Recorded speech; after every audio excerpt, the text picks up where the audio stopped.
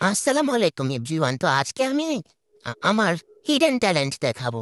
হচ্ছে গিয়ে আপনার এই যে কাজের মধ্যে কিভাবে রাফাত লাগায় অনেকেই পারে না। তো ভাবলাম এত ট্যালেন্ট আসলে ভিতরে রাখা যায় না, কিছু বাইরে বের করতে হবে। তো এই যে আজকে আমি দেখিয়ে দিলাম কিভাবে সহজ পদ্ধতিতে আপনারা পায়জামার মধ্যে রাফাত লাগাবেন। বুঝছেন নি? তো এই যে দেখুন, যারা দেখে দেখে সবকিছু শিখে ফেলতে পারেন তাদের জন্যই আজকে দেখিয়ে দিলাম। তো যারা পারেন তারা আবার কিছু মনে করেন না। বুঝছেন? আমি তো তাদের জন্য বানাইনি, আমি হচ্ছে বানিয়েছি যারা পারে না তাদের জন্য, যা অকৃতজ্ঞ, যারা মনে করেন মাথায় ঢুকে না কিছু, এই যে এত সহজ, এগুলো যাদের মাথায় ঢুকে না তাদের জন্য বানিয়েছি। তো আপনারা আবার কিছু মনে করেন না। তো এই যে দেখুন, এত সহজ, এত সহজ, কি বলবো ভাই, এত সহজ পদ্ধতি দেখালাম।